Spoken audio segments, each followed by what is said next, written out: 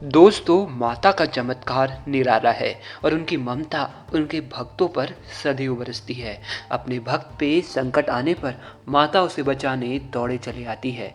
एक ऐसी ही सच्ची घटना घटी माता के एक भक्त पर, जिसकी कथा आज हम आपको बताने वाले हैं। पर उससे पहले कमेंट बॉक्स में सच्ची श्रद्धा से जय देवी माँ जरूर लिखें। ये कहानी है एक बादशाह की, जिसने पहले तो माता के चमत्कार पर शक किया, फिर हार मान के माता के दरबार में घुटने के बल चलकर माफी मांगने भी आया। जी हाँ दोस्तों, ये सच्ची घटना है 1500 से 1600 ईस्वी के बीच की, जब भारत में मुगल सम्राट अकबर का शासन था। तब हिमाचल के नादो गांव का रहने वाला माता का एक भक्त ध्यानु हजार यात्रियों सहित माता के दरबार में दर्शन को जा रहा था। अकबर के सिपाहियों ने जब इतना बड़ा दल जाता देखा तो वे चौंक गए। उन सिपाहियों ने उन यात्रियों को चांदनी चौक पर ही रोक लिया और अकबर के दरबार में पेश होने को कहा। तब ध्यानु भक्त ने उन सिपाहियों से विनती की कि हम तो सिर्फ माता के दर्शन को जा रहे हैं, इसमें हमने कौन सा बड़ा अपराध कर दिया। उनमें से एक सिपाही बोला, तू बहुत ज्यादा बोलता है, सबसे पहले तू अकबर बादशाह के आगे पेश होगा। ऐसा कहकर उन्होंने धक्का मारकर ध्यानु भक्त को बादशाह के सामने रख दिया। बादशाह अकबर ने उस ध्यानु भक्त से पूछा, तुम इतने सारे आदमियों को लेकर जा कहाँ रहे हो, कोई विद्रोह तो नहीं मचाने वाले? ध्यानु भक्त ने हाथ जोड़कर उत्तर दिया, मैं तो बस ज्वाला माता के दर्शन के लिए जा रहा हूँ। मेरी माँ बहुत ही प्यारी है, पूरे सृष्टि का कल्याण करने वाली है। मैं बस उनके दर्शन पा लेना चाहता हूँ और अपने इस जीवन को धन्य करना चाहता हूँ।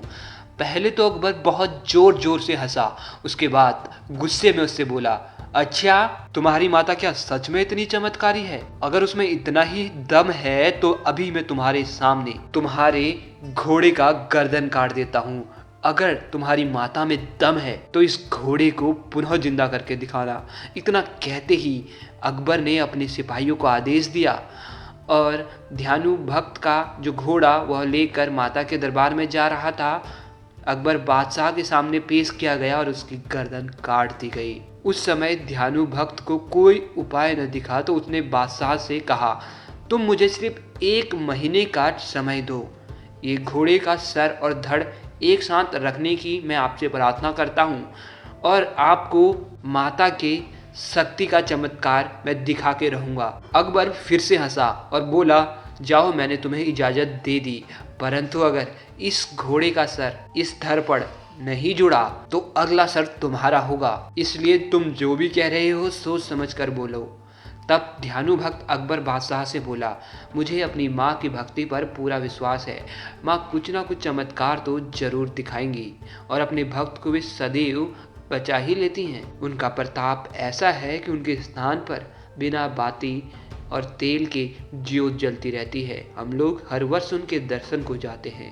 इतना कहकर ध्यानु भक्त माता के दरबार की तरफ चल दिया। वहां पहुंच उसने स्नान किया और पूरी रात भर जागरण किया और सुबह आरती के समय ध्यानु ने माता से प्रार्थना करी कि हे मातेश्वरी, आप अंतर्यामी हो, बादशाह मेरी भक्ति की परीक्षा ले रहा है, मेरी लाज रखना, मेरे घोड़े को अपनी कृपा और शक्ति से जीवित कर देना। कहते हैं कि माता ने उसके घोड़े को दोबारा से जिंदा कर दिया था, जिसे देख बादशाह हैरान हो गया था और उसने तुरंत अपनी सभी सेना बुलवाई और मंदिर की तरफ निकल पड़ा। वहां पहुंचकर उसके मन में शंका हुई।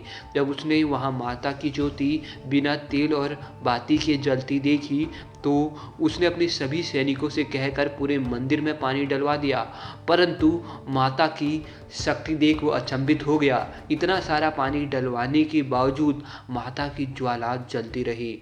तब जाकर उसको माता की महिमा पर विश्वास हुआ। तब उसने 1.25 मन यानी कहते हैं 50 किलो सोने का छत्र माता को चढ़ाया था, पर माता ने उसे कबूल नहीं किया था और वो सोने का छत्र गिरकर काली धातु का हो गया था। वो छत्र आप आज भी वहाँ देख सकते हैं। दोस्तों, माता के इस मंदिर में 11 जगह पर बिना तेल और घी की ज्योति हजारों सालों से जलती रहती है। अंग्रेजों द्वारा इस ज्योति के पीछे वैज्ञानिक कारण को ढूंढने की पूरी कोशिश की गई, परंतु उन्हें भी कुछ हासिल नहीं हुआ। और वहीं राजा अकबर के घमंड द्वारा चढ़ाया गया 1.25 मन सोने का छत्र भी किसी धातु का नहीं पाया गया, जबकि विज्ञान इस छत्र को लेबोरेटरी में कई बार चेक करा चुकी है और आज भी यहाँ ज्योतियाँ पानी में तैरते हुए दर्शन देती है।